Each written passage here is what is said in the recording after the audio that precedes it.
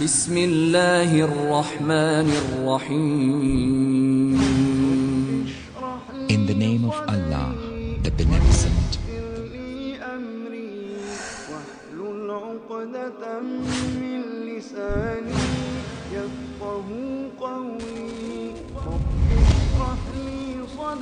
السلام علیکم ورحمۃ اللہ وبرکاتہ. الحمد للہ رب العالمین الرحمن الرحیم مالک یوم الدین. الصلاة والسلام على أشرف الأنبياء وسيد المرسلين نبينا محمد وعلى آله وأصحابه الطيبين الطاهرين ومن تبعهم بإحسان إلى يوم الدين وبعد. رب اشرح لي صدري ويسر لي أمري واحلل عقدة من لساني يفقهوا قولي. رب زدني علما رب زدني علما رب زدني علما. اللهم علمنا ما ينفعنا وانفعنا بما علمتنا وزدنا علما. سبحانك لا علم لنا إلا ما علمتنا إنك أنت العليم الحكيم. حمد و صلاة کے بعد یہ اس سال کے حج کورس کا تیسرا درس ہے، تیسری قسط ہے، اور انشاءاللہ اللہ کی توفیق سے اس درس کے اندر اعمال حج بیان کیے جائیں گے، اور وہ 3 مقامات میں یا 3 مراتب میں تقسیم کر کے انشاءاللہ، کیونکہ ہر عبادت کے تمام اعمال اگر دیکھے جائیں تو وہ 3 احکام پر مشتمل ہوتے ہیں.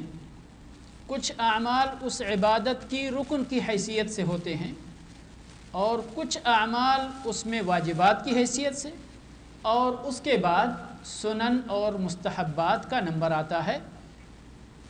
اور ان کی یہ مرتبہ بندی اس لیے کی گئی ہے، درجہ بندی اس لیے کی گئی ہے کہ بہت سارے لوگ اس درجہ بندی کا غلط مفہوم اخذ کرتے ہیں. مثال کے طور پر رکن کو اہمیت دیتے، واجب کو اہمیت دیتے، سنن کو پہلے سے ہی ذہن میں یہ بات بیٹھی رہتی کہ اس کی کوئی اہمیت نہیں ہے. حقیقت یہ ہے کہ عبادت مکمل ہوتی ہے ان 3 مراتب کے اعمال سے، پائے تکمیل کو پہنچتی ہے. ہاں، یہ درجہ بندی اس لیے کی گئی ہے کہ اگر کسی سے کوئی عمل اس عبادت کا چھوٹ جائے کسی بھی وجہ سے، تو اس عبادت کا حکم سمجھنے میں آسانی ہو، اس لیے یہ درجہ بندی کی گئی ہے. اب کسی عبادت کا اگر رکن چھوٹ جائے تو وہ عبادت درست نہیں مانی جاتی، وہ عبادت باطل ہوتی ہے، اس کو دہرانا ضروری ہے. واجبات اس کے دوسرے نمبر پہ آتا ہے. اب اس کے الگ الگ حکم ہیں. مثال کے طور پر نماز کے اندر اگر کوئی واجب کسی بندے سے چھوٹ جائے تو اس کا تدارک سجدے سہو کے ذریعے سے کیا جاتا ہے. حج کی عبادت کا مسئلہ ابھی ہمارے سامنے ہے. رکن اگر چھوٹ جائے تو حج باطل، لیکن اگر کسی کا کوئی واجب عمل چھوٹ جائے تو قربانی کے ذریعے اس کا تدارک کیا جا سکتا ہے. حج درست ہوگا، لیکن اس کے فدیے کے طور پر یا اس کی بھرپائی کے طور پر دم دینا واجب ہوگا. اب اس کے بعد نمبر آتا ہے سنتوں کا، سنن کا، مستحبات کا.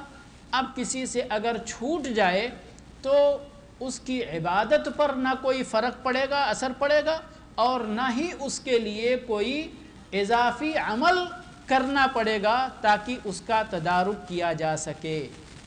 لیکن یہ سنتیں اس لیے نہیں، ایک بار پھر میں دہراتا ہوں، اس لیے وارد نہیں ہوئی ہیں کہ ان کو پہلے سے ہلکا جان کر ان کے مقام کو یوں ہی نظر انداز کر دیا جائے، فراموش کر دیا جائے کہ یہ تو سنتیں ہیں، کریں کریں، نہیں کریں نہیں کریں. نہیں، اگر ایسی بات ہوتی تو اللہ کے نبی صلی اللہ علیہ وسلم نے بعض سنتوں پر مداومت برتی ہے.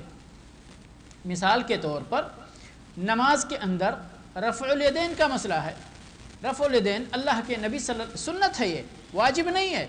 اگر کسی بندے نے رفع الیدین ترک کر دیا، چاہے وہ تکبیر تحریمہ کے وقت کا ہو اور چاہے رکوع جانے کے وقت ہو، رکوع سے اٹھنے کے وقت ہو، تیسری رکعت کے لیے بیٹھنے سے قیام کے وقت کا ہو، کوئی بھی رفع الیدین ہو، سجدے سہو نہیں کرنا ہے.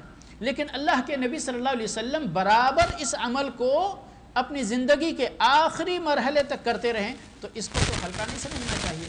پہلے سے یعنی لوگوں نے اس درجہ بندی کا غلط فائدہ اٹھایا ہے.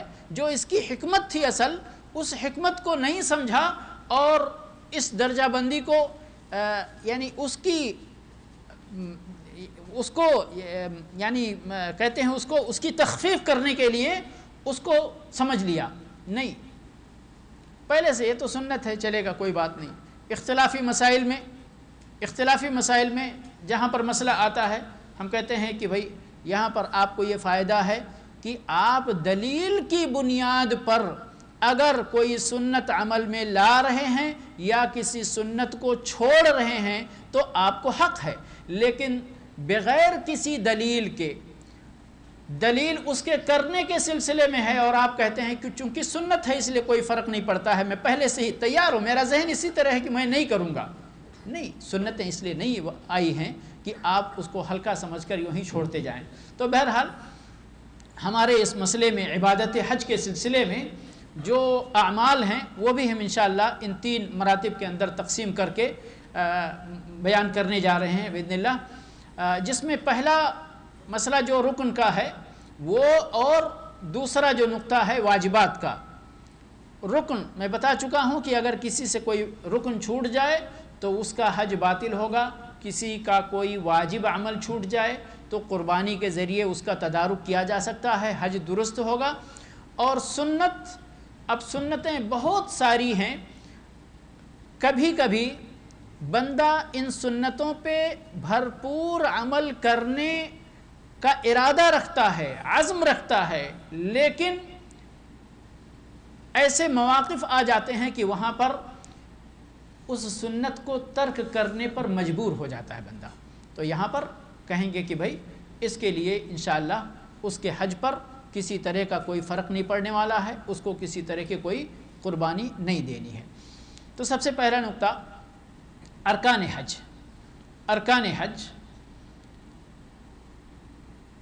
سب سے پہلا جو رکن ہے حج کا وہ ہے احرام، اور اس کی مزید تفصیل انشاءاللہ آگے، آج موقع ملا تو آج، نہیں تو انشاءاللہ آئندہ دروس کے اندر. لیکن پہلا کام جو بندے کو سمجھ لینا چاہیے، حج کا پہلا کام کیا ہے؟ احرام.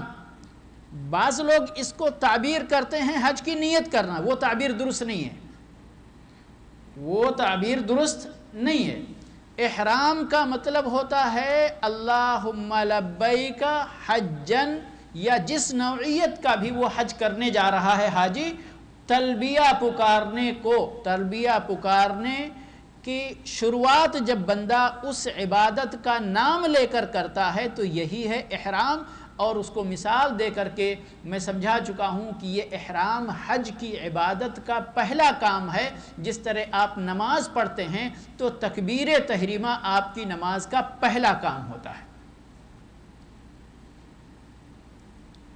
اب جس طرح سے حج افراد کرنے والا حاجی احرام باندھے گا تو بولے گا اللہم لبیک حجن فقط، اللہم لبیک حجن. حج تمتع کرنے والا حاجی اللہم لبیک عمرتن یہاں تک بولے گا، یا اضافہ کرے گا متمتعا بہا الی الحج. حج قران کرنے والا بندہ احرام کس طرح سے باندھے گا، احرام کس طرح سے تعبیر کرے گا اس کی؟ اللہم لبیک حجن و عمرتن. اب یہ تینوں طرح کے حج کرنے والے لوگوں کا احرام ہے. اللہم لبیک حجن یہ افراد کرنے والے کا احرام ہے. اللہم لبیک عمرتن متمتعا بہا الی الحج حج تمتع کرنے والے کا احرام ہے. اور اللہم لبیک حجن و عمرتن یہ حج قران کرنے والے کا حج کے اعتبار سے بتاتے ہیں کہ حج کے ارکان پہلا رکن ہے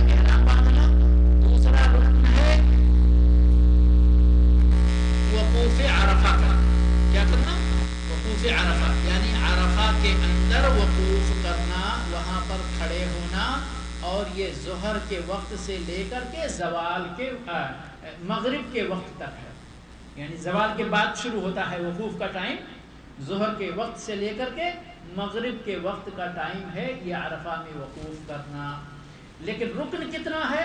रुकन अगर कोई बंदा वहाँ पर आधा घंटा भी वकूफ़ कर लेता है ज़वाल के बाद, ज़वाल से पहले अगर तो नहीं, लेकिन ज़वाल के बाद अगर आधा घंटा भी वकूफ़ कर लेता है तो उसका रुकन अदा हो गया। मगरिब के बाद भी, मगरिब के बाद, इशा के बाद, फजर से पहले पहले कोई बंदा वहाँ से गुजर कर मुज़दलिफ़ा में आकर फजर की नमाज़ पढ़ लेता है तो उसका वकूफ़ अरफा माना जाएगा। तो बहरहाल इस बगैर इस तफसील को के समझे हुए आप कम अज़ कम इतना समझ लें, वकूफ़ अरफा ये हज का दूसरा रुकन है। ठीक है। तीसरा रुकन क्या है? तवाफ़ इफ़ादा या तवाफ़ ज़ियारा भी उसको बोलते हैं, समझ गए? ये तीसरा रुकन है। और चौथा रुकन है सई बैन सफ़ा वल मरवा। ये हज के 4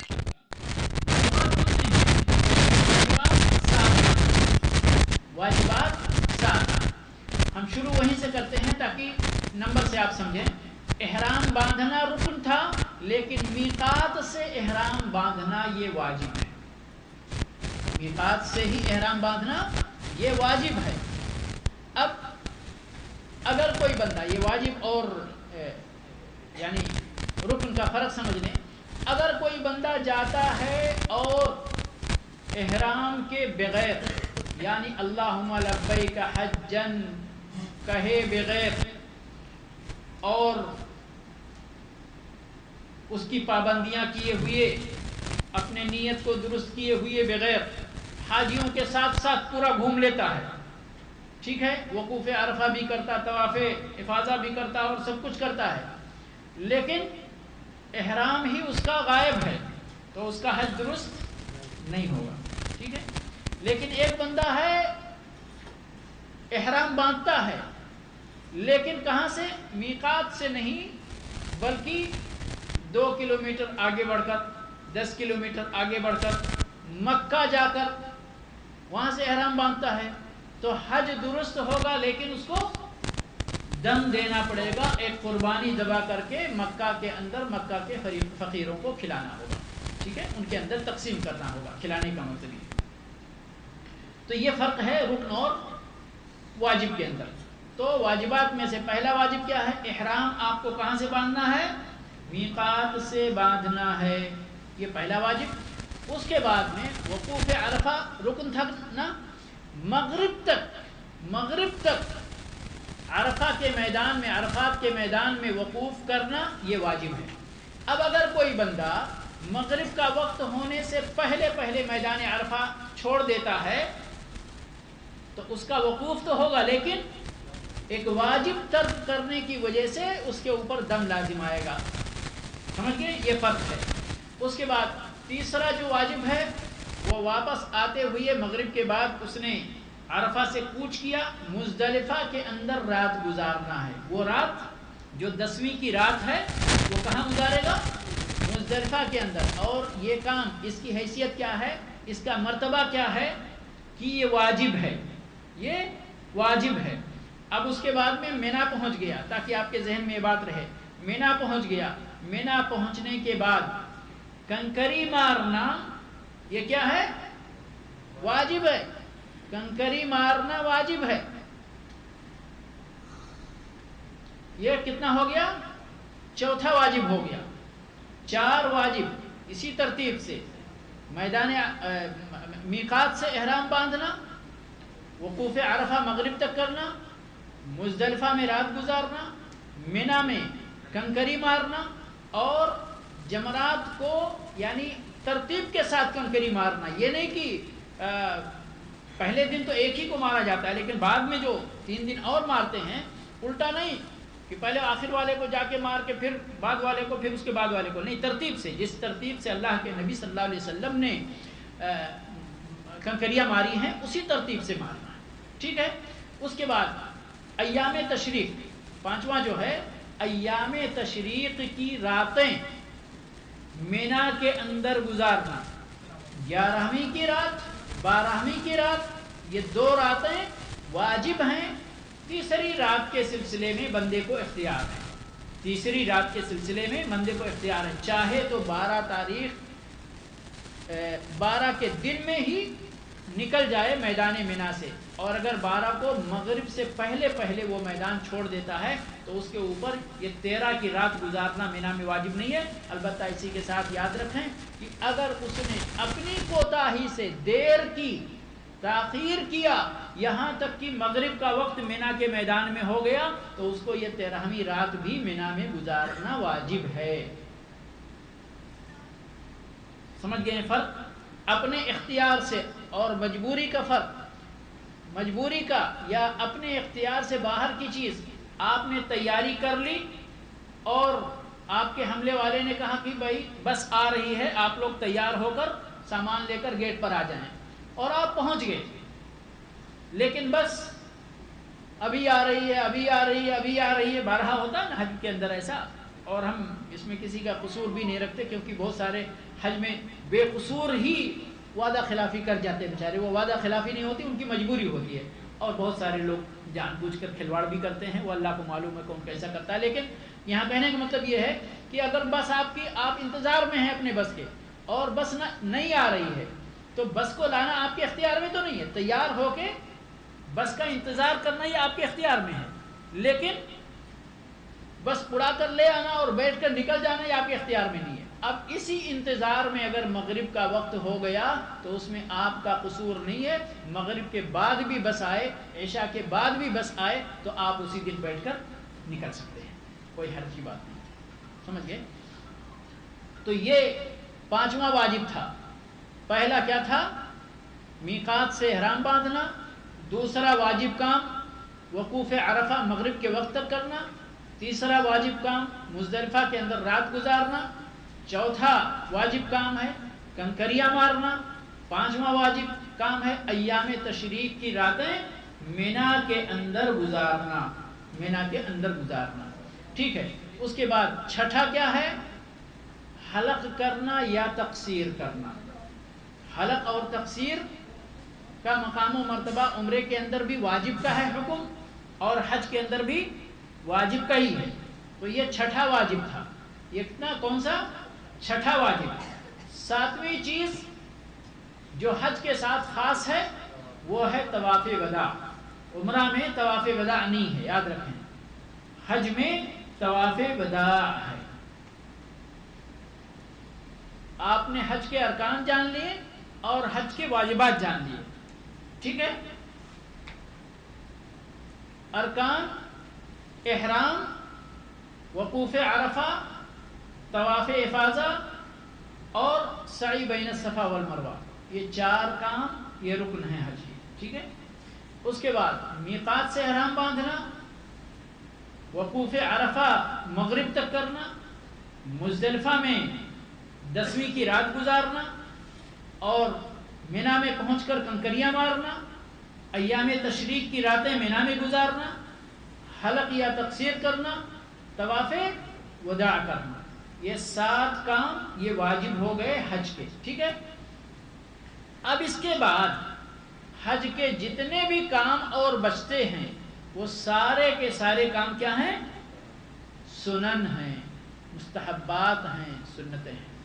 اب مثال کے طور پر واپس آ جائیے احرام کی طرف۔ احرام کے اندر یا احرام کے وقت ہی کتنے سارے کام کرتے ہیں، وہ سارے کے سارے کام سنت ہیں۔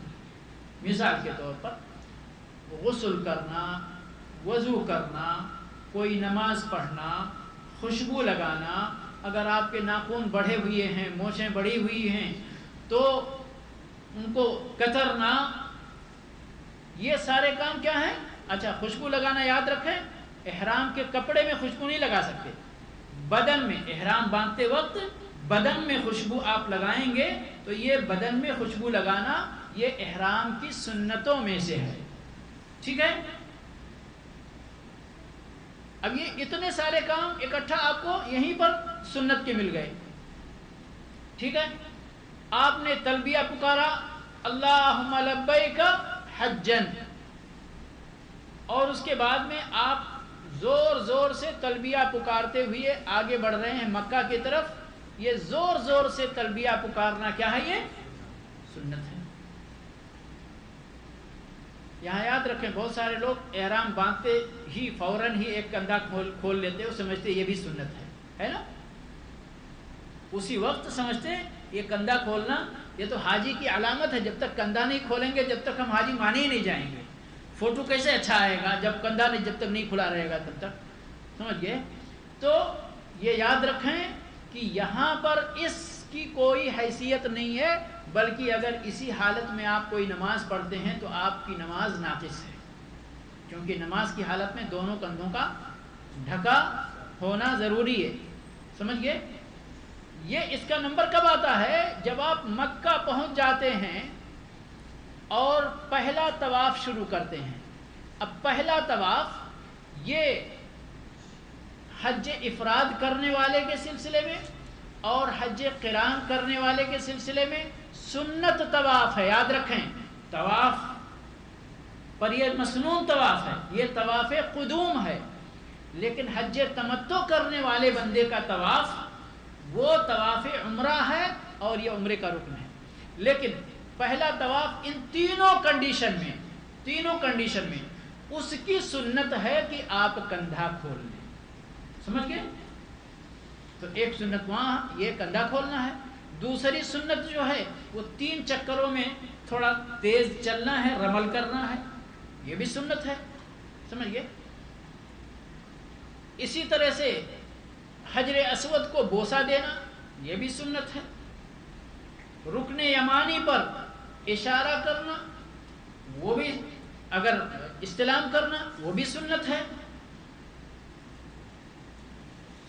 رکن یمانی اور رکن حجر اسود کے اندر ربنا آتنا فی الدنیا حسنہ کی آیت پڑھنا دعا یہ بھی سنت ہے. اور بھی جو کچھ بھی اللہ آپ کو توفیق دیتا ہے مانگتے رہنا، کچھ نہیں ہے تو قرآن کی تلاوت کرتے رہنا، یہ سب بھی سنت ہے. سمجھ گئے؟ اب یہ سنت ہے، آپ کو قدم قدم پہ اس طرح کی سنتیں پورے حج میں کرنے کا موقع ملے گا. لیکن آپ پہلے یہ سمجھ جائیں کہ حج کے ارکان کتنے ہیں، 4 وہ الگ کر لیں. حج کے واجبات کتنے ہیں، 7 وہ الگ کر لیں. اس کے علاوہ حج کرنے میں جتنے بھی کام آپ کو کرنے ہیں وہ سارے کے سارے اور کام کیا ہیں؟ سنت ہیں. البتہ یہاں ایک چیز چھوٹ گئی مجھ سے، آپ لوگوں نے بھی مجھے یاد نہیں دلایا. جو حج قران کرتے ہیں اور جو حج تمتع کرتے ہیں ان کے لیے کیا ہے؟ قربانی کرنا ہے. ٹھیک ہے؟ قربانی کرنا ہے. ہاں، جس کے پاس قربانی کرنے کی طاقت نہ ہو، اور یہ طاقت کا معاملہ یاد رکھیں یہ ہماری زبان سے کہنے کا معاملہ نہیں ہے، بھائی میری طاقت نہیں ہے. یہ آپ کے اور آپ کے رب کے بیچ میں ہے. آپ کے پاس طاقت کتنی ہے آپ سے بھی زیادہ آپ کے اللہ کو معلوم ہے. سمجھ گئے؟ اس لیے اللہ کے پاس حیلہ بہانہ نہیں چلنے والا ہے. آپ کے پاس طاقت واقعی نہیں ہے تو آپ قربانی نہیں کریں. پھر اس کے بدلے آپ کو کیا کرنا ہے؟ 10 دن کا روزہ رکھنا ہے، 3 دن ایام حج میں، و7 اذا رجعتم، 7 دن گھر واپس آنے کے بعد تو آپ کو قربانی سے چھٹی ہے. حج افراد کے لیے قربانی واجب نہیں ہے، لیکن اگر کوئی بندہ کرتا ہے تو یہ اس کی قربانی نفل قربانی ہوگی، سنت والی قربانی ہوگی. سمجھ گئے؟ تو اعمال سمجھ میں آ گئے انشاءاللہ. یہ حج کے یہی اعمال ہیں. اب سنتوں کا چونکہ بے شمار سنتیں وقتاً فوقتاً وہ کرنے کی ہیں ابھی، تو انشاءاللہ ان کو ہم باقی اعمال جب بیان کریں گے یا ان کی وضاحت کریں گے تو ان کے ساتھ ساتھ سنتیں بھی انشاءاللہ بیان کریں گے. ابھی ہم نے جو سنتیں بیان کی ہیں وہ صرف مثال کے لیے، تاکہ آپ سمجھ جائیں یہ رکن ہے، یہ واجب ہے، اور اس کے بعد یہ سنتیں ہیں. سمجھ گئے؟ تو سب سے پہلا جو کام رکن کے طور پر بندہ انجام دیتا ہے وہ کیا ہے؟ احرام ہے. ٹھیک ہے؟ اور نیت کیا ہوتی ہے کسی بھی عمل کے لیے؟ نیت اس عمل کی درستگی کے لیے شرط ہوتی ہے. اس کی حیثیت کیا ہوتی ہے؟ شرط. احرام پہلا کام ہے، اور یہ پہلا کام کرنے سے پہلے کچھ تیاری کی جاتی ہے. ٹھیک ہے. بطور تیاری احرام کے کیا کیا کام آپ کو کرنے ہیں وہ دھیان سے توجہ سے سنیں اور یاد رکھیں یہ جتنی بھی تیاریاں ہو رہی ہیں یہ احرام کے مسنون کام ہیں. ضروری کام کیا ہے؟ اللہم لبیک حجن یا عمرتن یا حجن و عمرتن دونوں کہنا.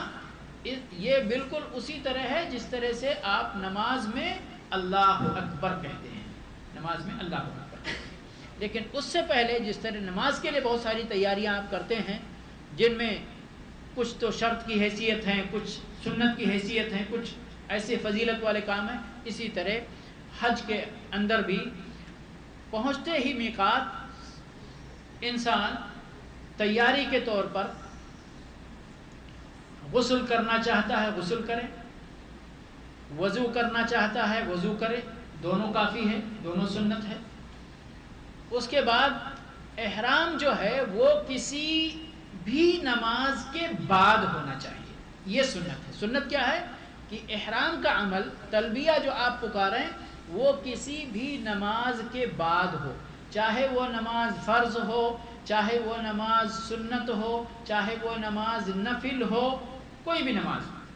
فرض کی مثال، ایک بندہ فجر کے وقت پہنچتا ہے اور فجر سے پہلے وہ اپنے احرام کی تیاریاں کر لیتا ہے اور فجر کی فرض نماز پڑھتا ہے. فجر میں سنت بھی پہلے ہے، سنت پڑھ لیا، اس کے بعد میں فرض کی نماز پڑھ لیا اس نے، اور پڑھنے کے بعد اللہم لبیک حجن پکار دیتا ہے. ٹھیک ہے، یہ فرض کی مثال ہو گئی. ایک بندہ فجر کے وقت ہی پہنچتا ہے، اذان ہو گئی ہے، اس کی تیاری مکمل ہے، اس کی تیاری مکمل ہے.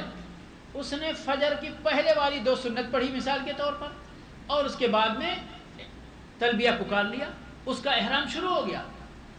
تو یہ کیا ہوا؟ سنت مؤکدہ کے بعد اس نے پڑھی.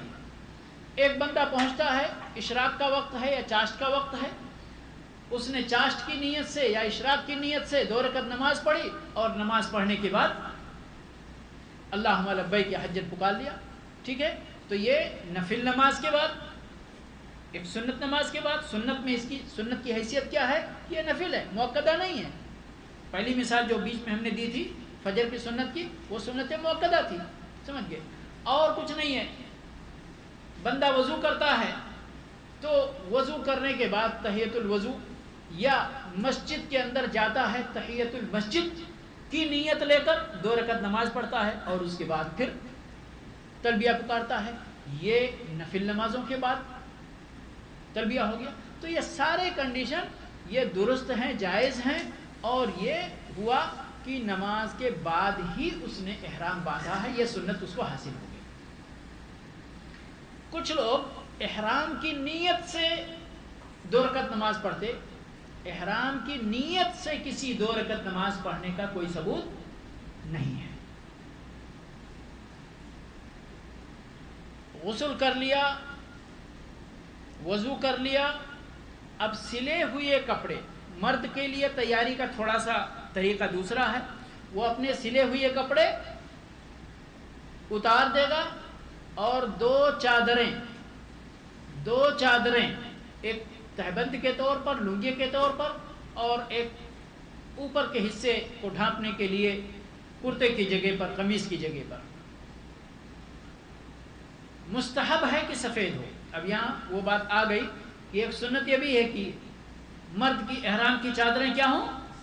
سفید ہوں. لیکن اگر ہرا کوئی پہننا چاہتا ہے پہن سکتا ہے، کوئی کسی اور کلر کا پہننا چاہتا ہے پہن سکتا ہے، لیکن سفید یہ مستحب ہے، یہ سنت ہے احرام کی.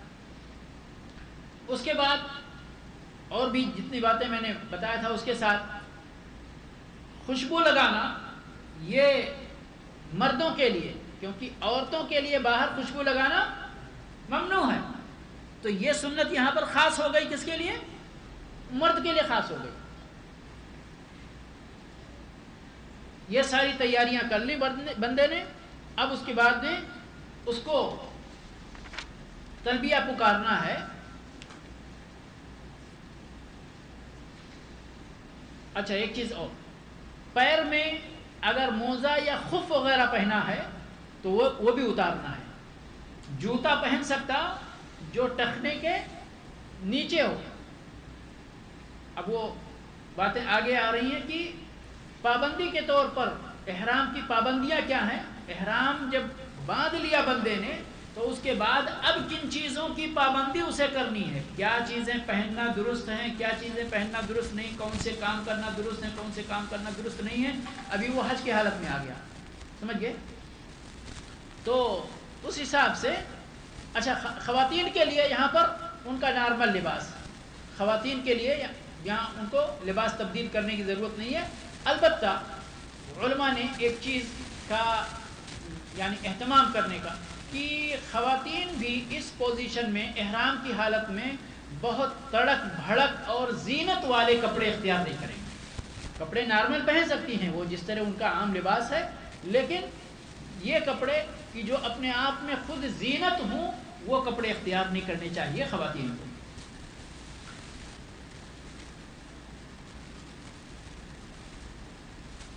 تلبیہ پکارنے کا میں نے اس سے پہلے درس میں کہ اگر حج افراد کر رہا ہے تو اللہم لبیک حجا فقط, حج قران کر رہا ہے اللہم لبیک حجا وعمرتا, حج تمتع کر رہا ہے اللہم لبیک عمرتا, یہاں تک بھی کہے تو کافی ہے, اور متمتعا بها الی الحج یہ مکمل کرے تو بھی کوئی حرج کی بات نہیں ہے. یہاں پر ایک سنت اور یہ سنت ہے اور بہت اہم سنت ہے. بطور خاص اگر کسی کو خدشہ ہو اس بات کا کہ پتہ نہیں میرے ساتھ آگے کیا ہونے والا ہے, حج مکمل کر پاؤں گا یا نہیں کر پاؤں گا, اس کے لیے یہاں پر اللہ تبارک و تعالیٰ کے ساتھ اسی تلبیہ کے ساتھ شرط لگا لینا یہ اس کے حق میں بہت اہم چیز ہے. اگر کوئی بندہ جا رہا ہے اور راستے میں اس کی طبیعت کچھ خراب ہونی شروع ہو گئی احرام سے پہلے ہی, احرام باندھنے کے وقت, اب اس کو یہ نہیں ہے, پتہ نہیں آگے جا کر ہماری یہ بیماری بڑھ جائے گی یا کیا ہوگا ہمارے ساتھ, تو اس کے لیے یہاں پر یہ سنت بہت اہمیت کی حامل سنت ہے. کیا ہے وہ؟ اللہ کے ساتھ شرط لگانا, اللہم, یہ ان کلمات کے ساتھ, اللہم فإن حبسنی حابس فمحلی حیث حبستنی, اے اللہ, یعنی بندے نے اللہم لبیک حجن کہا, اے اللہ میں حاضر ہوں تیرے دربار پر حج کی ادائیگی کے لیے. اسی کے ساتھ ساتھ اللہم فإن حبسنی حابس, اے میرے اللہ اگر مجھے کسی روکنے والے نے حج کی تکمیل سے روک لیا, حج کی تکمیل میں رکاوٹ پیدا کر دی, فمحلی حیث حبستنی, تو میں وہیں حلال ہو جاؤں گا جہاں یہ رکاوٹ مجھے پیش آئے گی, یہ رکاوٹ میرے لیے بنے گی. اس کا فائدہ کیا ہے وہ سمجھ لیجئے, تب آپ لوگ اس کی اہمیت کو سمجھیں گے. فائدہ یہ ہے کہ اگر یہ شرط لگانے کے بعد بندے کو کوئی بھی ایسی پریشانی ہوتی ہے لاحق جس سے وہ حج نہیں پورا کر سکتا, تو اس کو نہ کوئی دم دینا ہے, نہ کوئی اس کے اوپر تاوان ہے, نہ اس کو کفارے کے طور پر پھر نہ دوسرا حج کرنا ہے, کوئی فائدہ. جہاں احرام اتارا اور حلال ہو گیا اور وہ مکمل طور پر اللہ کی طرف سے آزاد. تو کتنا بڑا بینیفٹ ہے, سمجھ گئے. تو اس کو کرنا چاہیے بندے کو تاکہ آگے کی پریشانیوں سے بندہ بچا رہے اور اس کو یعنی کم سے کم جو تاوان ہوتا ہے وہ دم دینے کا ہوتا ہے, سمجھ گئے. تو اس حالت میں بالکل بندہ آزاد ہوتا ہے. اچھا اب وہ چیز سن لیجئے, میں سرسری چلوں گا تھوڑا سا تاکہ کافی باتیں کور ہو سکیں کہ وقت گزر رہا ہے بڑی تیزی سے. احرام کی حالت میں کیا کیا چیزیں بندے کے لیے پابندی کے طور پر اس کو یعنی اس کے سامنے ہوتی ہیں اور اس کو ان چیزوں کی پابندی کرنی ہوتی ہے. کچھ چیزیں تو مرد اور عورت کے درمیان مشترک ہیں. کچھ چیزیں مردوں کے لیے خاص ہیں اور کچھ چیزیں عورتوں کے لیے خاص ہیں. کچھ لوگ اس کی تقسیم اس طرح سے کرتے کہ یہ مرد اور عورت دونوں کے لیے ممنوع چیزیں ہیں، اور دوسری بات پھر بولتے یہ صرف مرد کے لیے ممنوع ہیں، یہ صرف عورت کے لیے ممنوع ہیں. جبکہ ممنوع سب کے لیے ہیں، لیکن وہ چیزیں خاص ہوتی ہیں مردوں سے اور وہ چیزیں خاص ہوتی ہیں عورتوں سے، اس لیے اس کی نسبت مرد کی طرف یا عورت کی طرف کر کے خاص طور پر ذکر کیا جاتا ہے، ورنہ وہ دونوں کے لیے ممنوع ہوتی ہیں بعض چیزیں اس طرح سے. سب سے پہلے نمبر پر 3 چیزیں وہ دونوں کے لیے کیا ہے؟ بدن کے کسی بھی حصے سے بال اکھاڑنا یا کاٹنا، ہاتھ یا پیروں کے ناخن کاٹنا یا اکھیڑنا، اور خوشبو لگانا. یہ 3 چیزیں، بال، ناخن، خوشبو. ٹھیک ہے، یہ اکٹھا یاد رکھیں گے تو بھی انشاءاللہ یاد رہے گا. اس کے بعد نمبر آتا ہے شادی کے تعلق سے. یہ یاد کرنے کے لیے یہ یعنی پوائنٹ یاد رکھیں گے تو بہت فائدہ ہوگا. آپ کو گنتی میں زیادہ یاد کرنا پڑے گا. اکٹھا ہیں یہ چیزیں، بال، ناخن، خوشبو اکٹھا کر لیں. اس کے بعد میں شادی کے تعلق سے پیغام سے لے کر کے، شادی کی شروعات ہوتی ہے پیغام پر اور انجام خلوت اور ہم بستری پر. یہ پورا راستہ ممنوع ہے حرام کی حالت میں، اور دونوں کے لیے. نہ کوئی مرد شادی کا پیغام دے سکتا ہے، نہ کوئی عورت شادی کا پیغام دے سکتی ہے، نہ کوئی نکاح پڑھا سکتا ہے. سمجھ گئے؟ اب نکاح پڑھانے والا بھی وہ بھی نہیں پڑھا سکتا اگر احرام کی حالت میں ہے. اور میاں اور بیوی کی حیثیت سے جو اپنا نکاح کرتے ہیں یا کرواتے ہیں، عقد کرتے ہیں، وہ بھی ممنوع ہے. خلوت بھی ممنوع ہے، مباشرت بھی ممنوع ہے، سب کچھ اس حالت میں. یہ تمام چیزیں یہ ممانعت کے ہی دائرے میں آتی ہیں.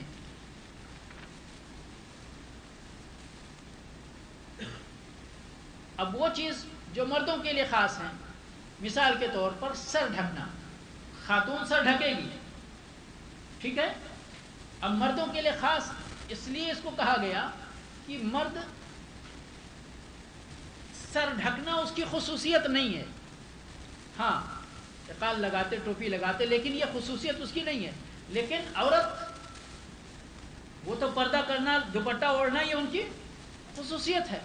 تو یہاں پر مرد کے لیے یعنی کسی بھی طور پر اپنا سر یا چہرہ کسی بھی چیز سے ڈھکنا، غترے سے، ٹوپی سے، تاج سے، عمامہ سے، ایسی چیزیں جو عام طور پر سر کو ڈھکنے کے لیے، سر پر رکھنے کے لیے انسان استعمال کرتا ہے، وہ ساری چیزیں مرد کے لیے ممنوع، مرد کے لیے.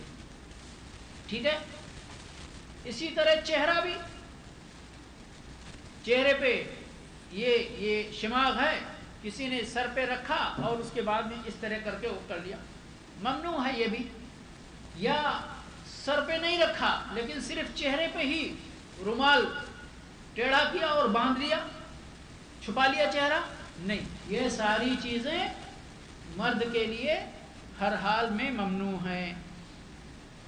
اور دوسری ممنوع چیز یہ سلے ہوئے کپڑے جو اس نے اتارے تھے نا، جب تک وہ احرام سے باہر نہیں آتا ہے. مثال کے طور پر وہ حج تمتع کرنے والا تھا، آیا عمرے سے فارغ ہو گیا، اب اس کے لیے حلال ہے کہ وہ احرام کا کپڑا اتار کر نارمل کپڑے پہن لے. لیکن اگر حج افراد کرنے والا ہے، حج تمتع کرنے والا ہے، تو وہ طواف قدوم کرے گا، چاہے تو صحیح کرے گا یا نہیں کرے گا، آخر کے لیے چھوڑ دے گا، لیکن وہ حج ادا کرنے تک حالت احرام میں ہی رہے گا. سمجھ گئے؟ اور جب تک حالت احرام میں رہے گا، جب تک وہ یہ چادریں اتار کر سلا ہوا کپڑا نہیں پہن سکتا ہے. کون ہے یہ مرد کے لیے، مرد حاجی. خواتین کے لیے 2 چیزیں جو میں نے کہا خاص ہے. خواتین نقاب کون باندھتا ہے؟ مرد باندھتا ہے نقاب عام طور پر؟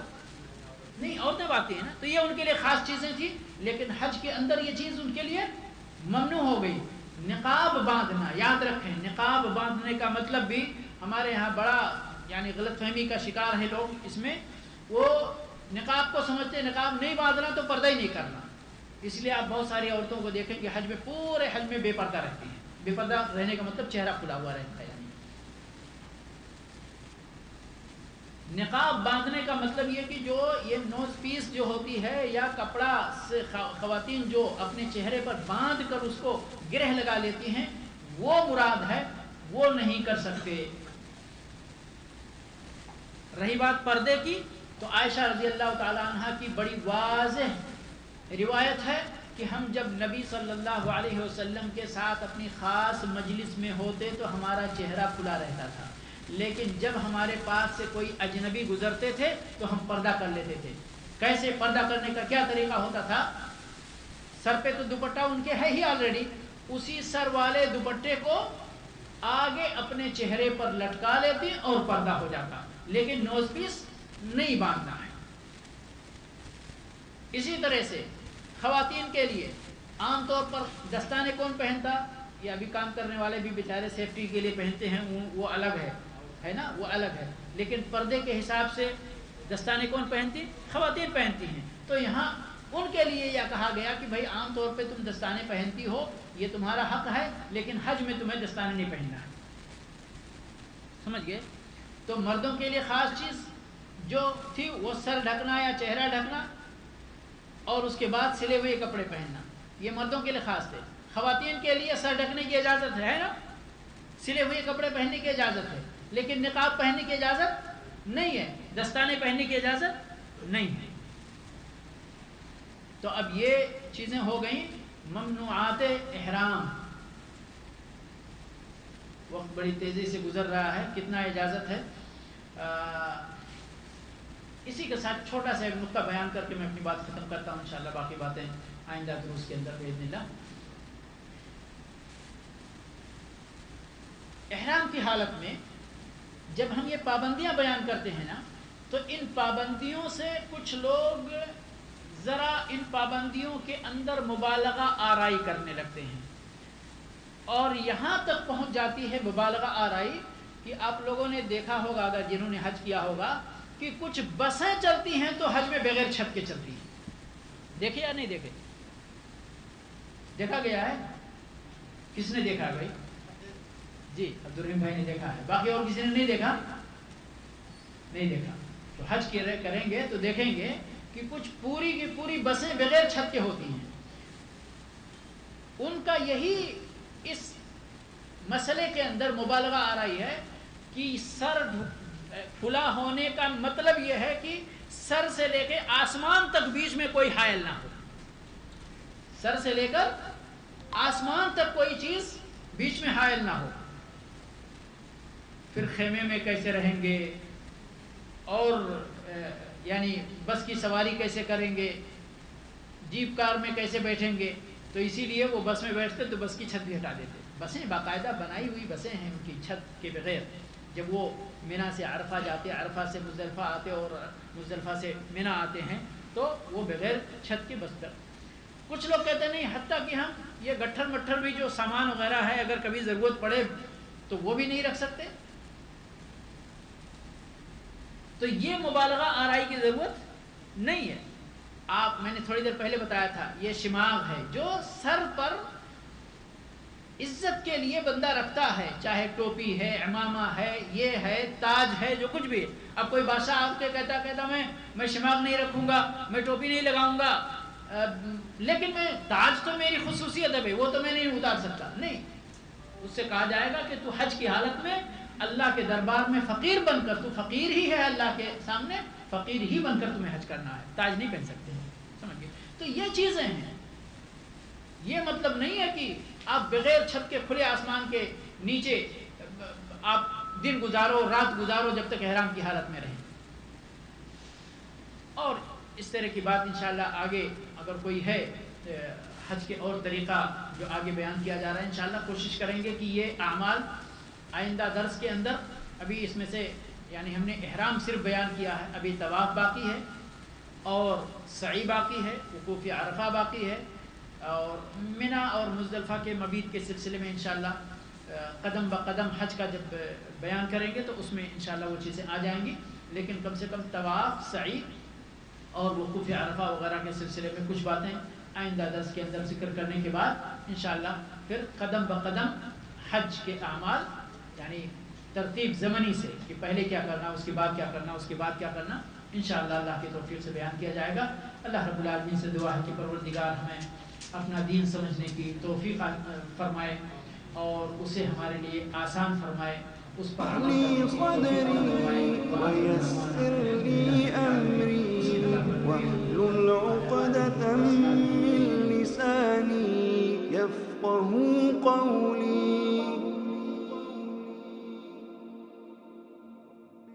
رب اشرح لي صدري ويسر لي أمري واحلل عقدة من لساني يفقه قولي رب اشرح لي صدري ويسر لي أمري واحلل عقدة من لساني يفقه قولي رب اشرح لي صدري ويسر لي أمري واحلل عقدة من لساني يفقه قولي رب اشرح لي صدري ويسر لي أمري واحلل عقدة من لساني يفقه قولي